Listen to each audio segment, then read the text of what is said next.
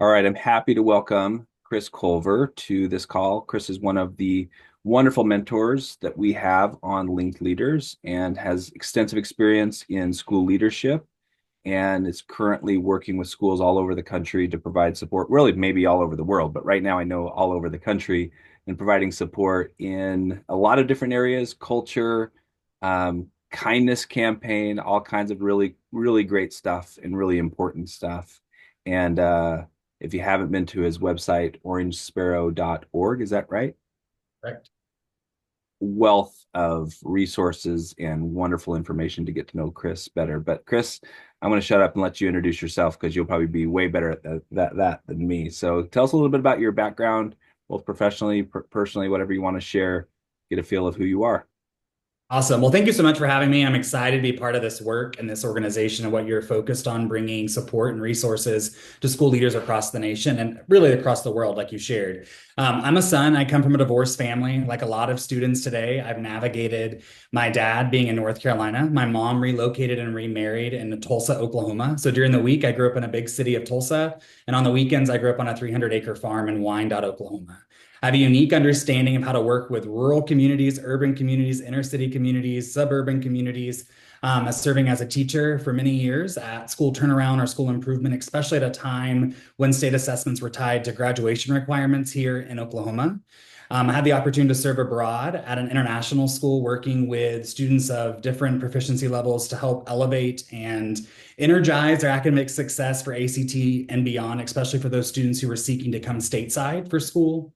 And then when I returned to the States, I stepped into leadership at the middle school level and served as a middle school administrator, as an assistant principal, instructional coach, school leader. And then most recently, for the last 3 years, I served as a superintendent cabinet level team member where I was over curriculum and instruction, elementary education, federal programs, finance, secondary education, supporting principals and work that we were doing there in district improvement and turnaround.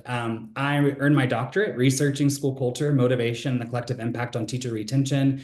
And I also serve at Oklahoma City University, working with new teachers and new principals going into the field. And I think it's really important because it's helped me stay grounded and understanding who these students are, but also ways in which we can support them and support our educators to be successful in the work that we're trying to achieve. Well, I'm sold. When we need to talk more because I could learn a lot from you. So that's what a great background that you have, and to be available to others for support is truly amazing. So our focus is on mentorship and coaching. Can you share an example in your life as a professional when you've received mentorship and coaching, and give a little bit of that background context and what that was like for you? Absolutely. So during my work during school improvement and school turnaround, I had a coach from the State Department of Education who came and met with me weekly to identify what are gaps, what are things that are working really, really well, what are some barriers that can be removed, and also would push my thinking. I loved the approach because it was just asking questions, seeking to understand, but it was always rooted in assuming positive intent, but really trying to figure out maybe different perspectives or insights that I wasn't considering or I hadn't navigated or I didn't have a full understanding of that maybe they could change perspective or insights. And so it allowed me to be more vulnerable and reflective in my own approach to coaching teachers, to coaching educators, to supporting students.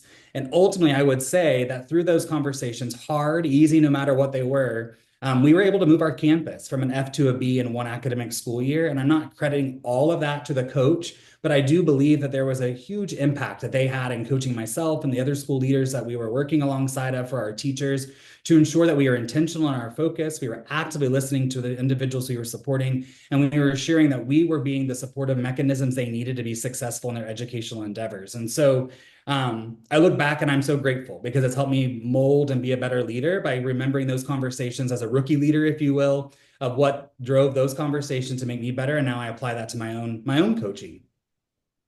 Well, let's go there. So I know you've connected with some different mentees on linked leaders, but you've also been doing this for a long time. Is there a particular person that stands out that you've mentored or coached? It doesn't have to be that recent, but anybody that you would like to share, obviously, keeping it, their information confidential, but just an example of mentorship or coaching that um, you've done and what that experience was like.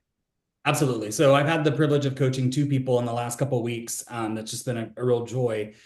And I think the biggest piece I take away is both needed coaching in two completely different areas, right? So I think it goes back to that learned lesson that I had from a coach of just listening, really understanding what is the pressure point, what is the pinpoint that's causing them stress and frustration, and then how can I coach them or help them alleviate stress or change perspective or change insight. And then break it into manageable, actionable steps. I think that sometimes, for example, when we were looking at her dissertation, one of the individuals I was coaching, we were talking about getting her across the finish line for her dissertation, and she was sitting and staring at chapter 2. And so we discussed some of the pressure points and some of the pain points there and recognize that if we would just scale it back to let's just chunk it into an outline. And then when we go from an outline, let's start chunking in our research from there. It's the same approach you would take with students, right? We're scaffolding our supports all the way up. It's the same thing for adults. We sometimes get so pigeonholed or in that aspect that we can't see beyond the trees of the forest, if you will. And so I think this coaching aspect or mentorship allows for other individuals to have different perspectives to change their shift to say, aha, I get it now. I can shift this way and I have less stress. I'm able to take actionable steps to alleviating my pressure point or any frustrations that may be caused and ultimately moving forward for the betterment of the organization. And so I think it's just really exciting to get to know people, to get to hear their passion and their why as to what they do, but to help them alleviate those stresses and those frustrations to ensure that they can be that strong, successful leader that we know that they are. Awesome.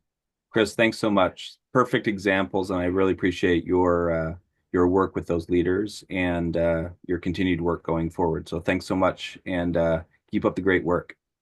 Appreciate it. Thank you so much.